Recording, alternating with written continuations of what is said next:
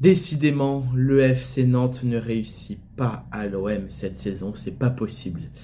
Bonjour à toutes, bonjour à tous, très heureux de vous retrouver pour une première véritable vidéo. Aujourd'hui, on va parler des jeunes de l'OM qui se sont inclinés en finale du Challenge Espoir contre Nantes.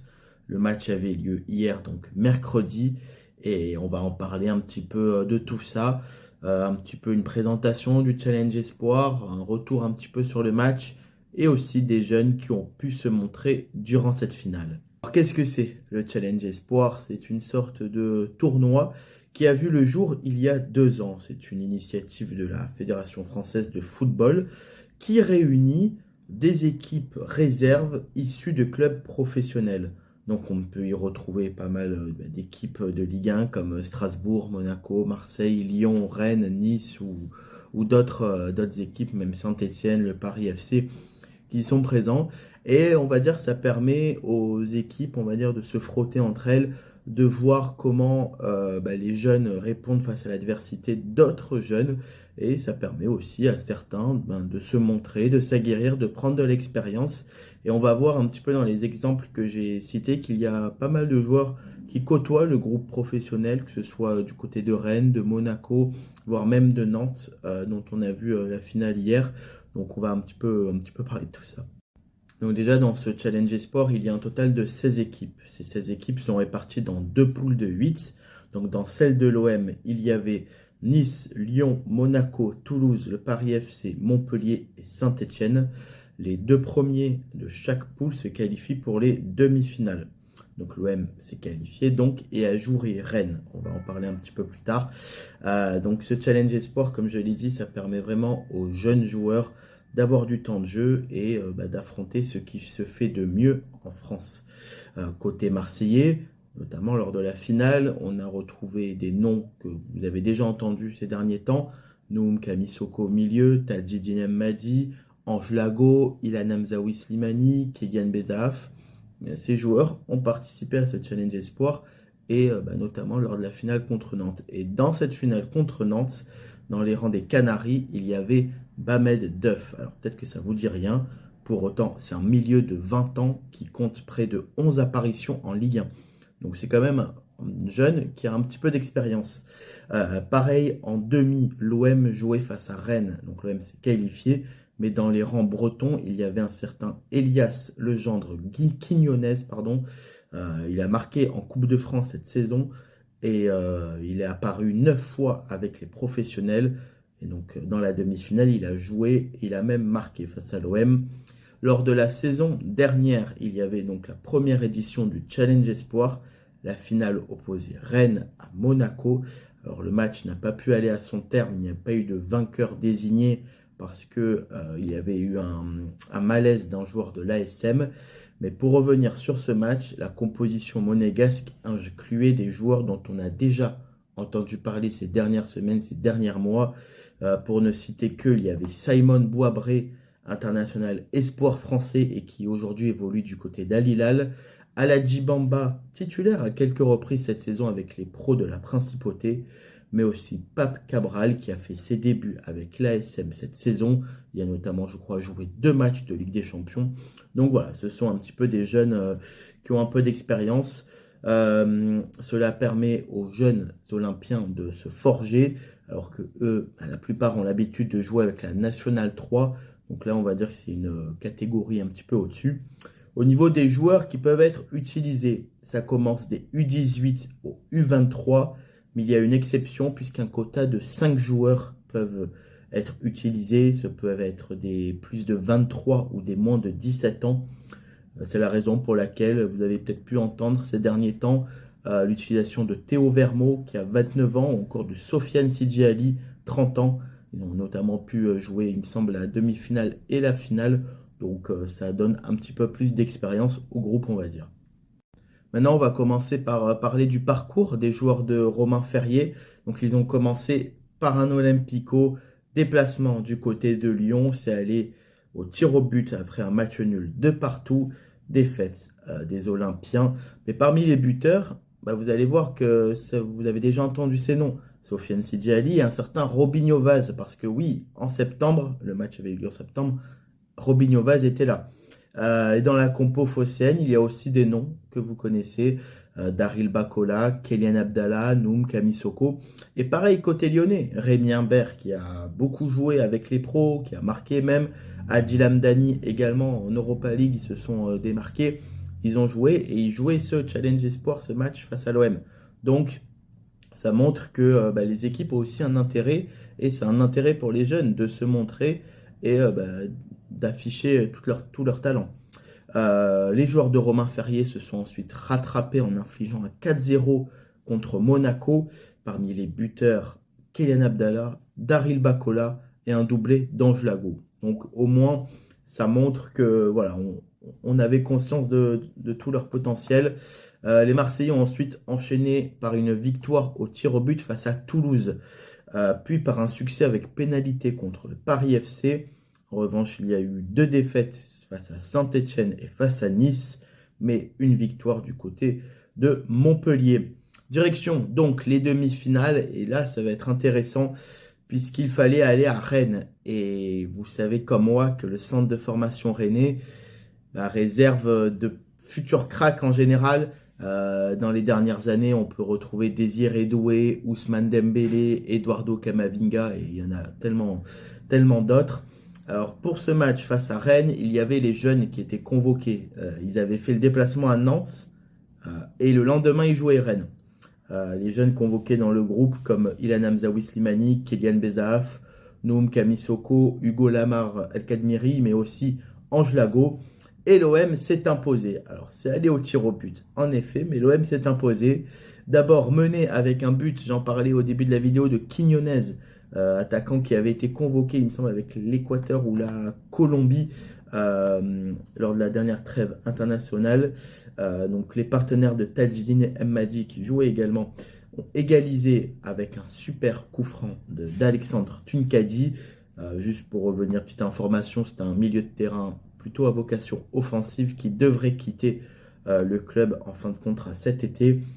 Durant la rencontre, Théo Vermeau a sorti un penalty d'Henrique Do Marcolino.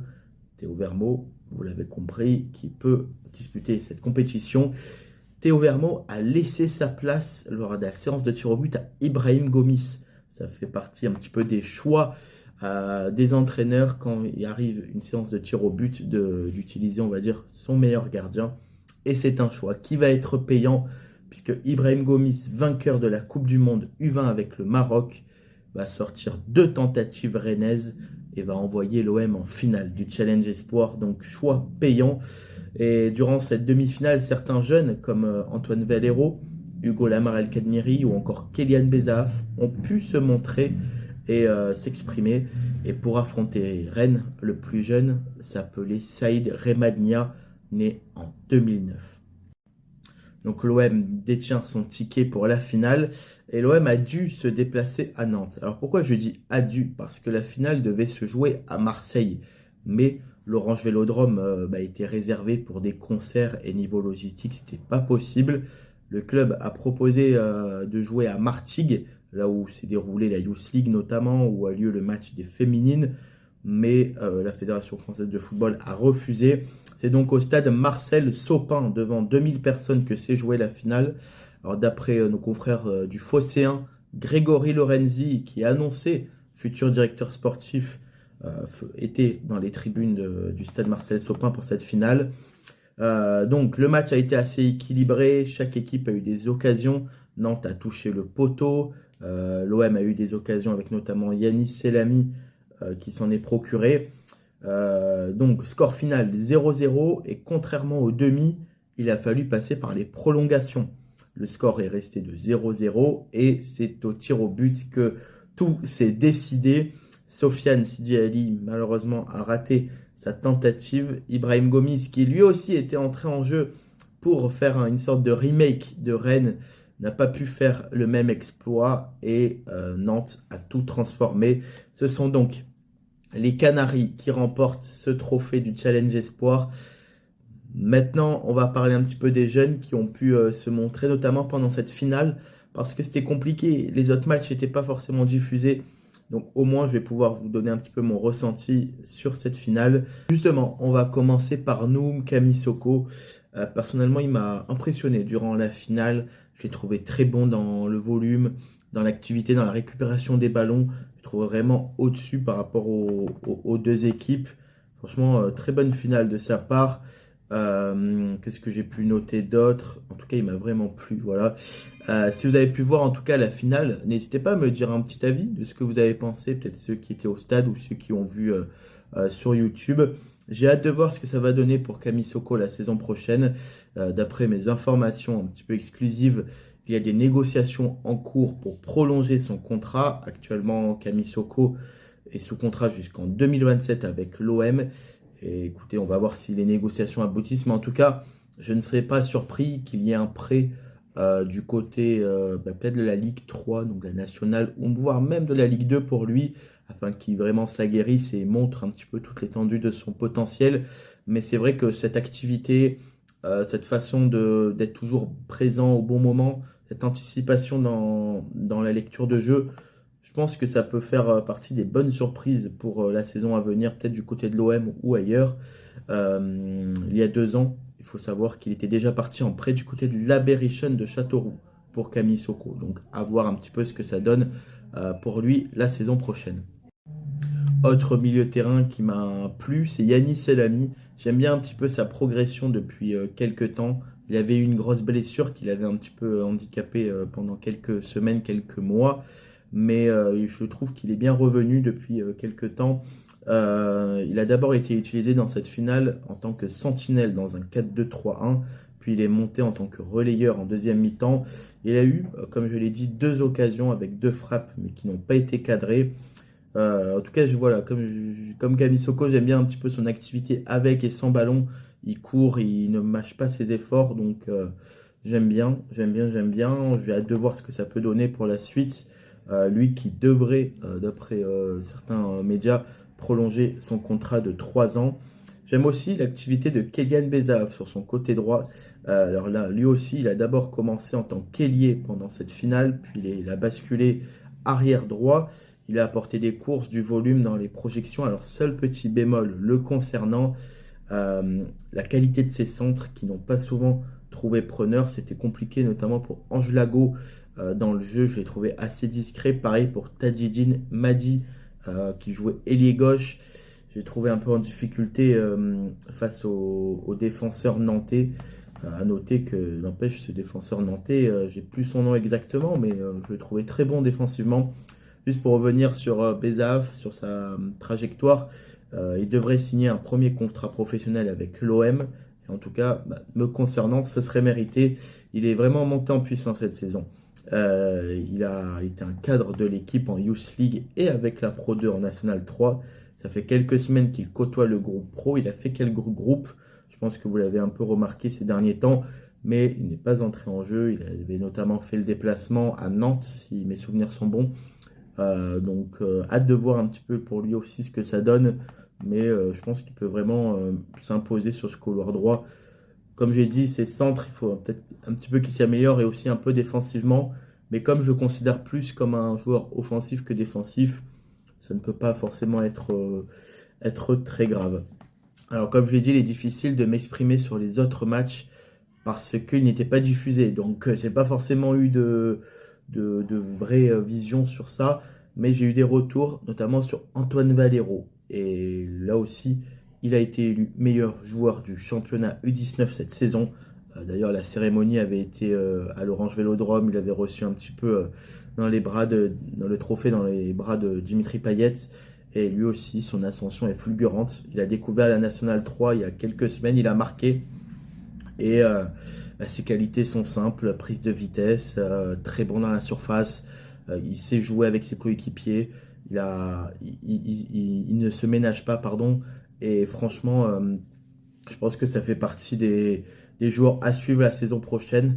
J'ai été surpris parce qu'il n'a pas été convoqué pour la finale, de même que Milan Lecce, 2 joueurs qui se sont, on va dire, aguerris cette saison, mais ils n'ont pas été convoqués. Donc, à voir si c'est peut-être un choix du club. En tout cas, les amis, c'est la fin de cette vidéo. J'espère qu'elle vous a plu. Voilà, première longue vidéo, on va dire, sur les jeunes. Comme j'avais dit dans la vidéo de présentation, je porte un intérêt assez important pour les jeunes. Je vois beaucoup les matchs des U19, je vais au campus qui est pas loin de la maison pour aller les voir, même la Nationale 3. Donc ça me fait plaisir de parler un petit peu de tous ces noms dont on parle et dont on va sûrement parler au futur. On se retrouve très vite pour une prochaine vidéo sur Marseille Inside. N'hésitez pas à mettre un like et à vous abonner. Ça ferait plaisir pour tout et ça me donne envie encore plus d'en parler. Allez les amis, je vous souhaite de passer une bonne fin de journée et à très vite sur Marseille Inside.